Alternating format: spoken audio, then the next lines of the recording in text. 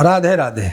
आप सभी को योगिनी एकादशी की बहुत बहुत शुभकामना, बहुत बहुत बधाई। सनातन धर्म में एकादशी तिथि का बहुत बड़ा महत्व बताया गया है, लेकिन जब आषाढ़ माह कृष्ण पक्ष की एकादशी आती है, जिसे हम योगिनी एकादशी के नाम से जानते हैं, इसका महत्व और भी खास हो जाता है। जाने अनजाने में किए गए पापों, कष्टों और यहाँ तक कि किए गए जितने भी हमारे से बनने वाले दोष हैं, यहाँ तक कि किसी के द्वारा हमारे जीवन में श्राप भी लगा हुआ है, इन सब से मुक्ति दिलाने वाली एक ऐसी चमत्कारी एकादशी जिसका महत्व स्वयं भगवान श्री कृष्ण ने बताया है। जी हाँ, आषाढ़ माह कृष्ण पक्ष की इस पावन तिथि को योगिनी एकादशी कहा जाता है। मान्यता है कि इस दिन व्रत रखने से मनुष्य को 88,000 ब्राह्मणों को भोजन कराने के बराबर पुण्य प्राप्त होता है। लेकिन इसके पीछे की एक पौराणिक कथा भी है, बड़ी ही दिव्य कथा है। आइए जानते हैं। स्वर्ग की अलकापुरी नगरी में राजा कुबेर रहते थे। वे भगवान शिव के परम भक्त थे। कुबेर की पूजा के लिए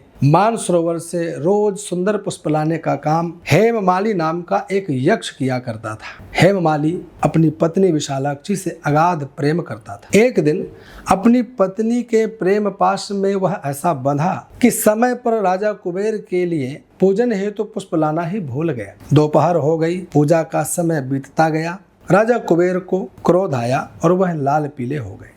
उन्होंने सैनिकों को भेजकर हेममाली को दरबार में उपस्थित होने का आदेश दिया। जब हेममाली डरते डरते सभा में पहुंचा तो कुबेर ने गरजते हुए कहा कि तुमने काम वासना के वश में पड़ करके देव कार्य का अनादर कर दिया है। जाओ, मैं तुम्हें श्राप देता हूँ कि तुम स्त्री का वियोग सहो और मृत्यु लोक यानी पृथ्वी पर जाकर कोढ़ी बन विचरण करो। श्राप के प्रभाव से हेममाली स्वर्ग से गिरकर पृथ्वी पर आ गया। उसका शरीर कोढ़ से ग्रसित हो गया और वह जंगलों में भूख प्यास से तड़पने लगा। लेकिन क्योंकि वह शिवजी का परम भक्त था, इसलिए उसकी चेतना जागृत रही। उसके द्वारा किया गया जितना भी कार्य वह स्मरण था। भटकते भटकते एक दिन वह महर्षि मार्कंडेय के आश्रम में पहुंचा। हेममाली ने रोते हुए ऋषिवर के चरणों में गिरकर अपनी भूल स्वीकार की और मुक्ति का उपाय मांगा। महर्षि मार्कंडेय ने दया भाव से कहा, हे यक्ष, तुम भाग्यशाली हो जो मेरे पास आ गए। आषाढ़ माह की योगिनी एकादशी का व्रत बहुत उत्तम व्रत है।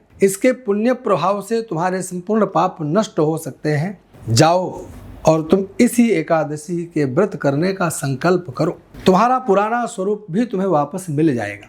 हेममाली ने पूरी श्रद्धा और विधि विधान के साथ योगिनी एकादशी का व्रत रखा। व्रत के प्रभाव से उसका कोढ़ पूरी तरह से ठीक हो गया। वह फिर से अत्यंत सुंदर हो गया, स्वस्थ हो गया और अपनी पत्नी के पास वापस स्वर्ग लौट गया।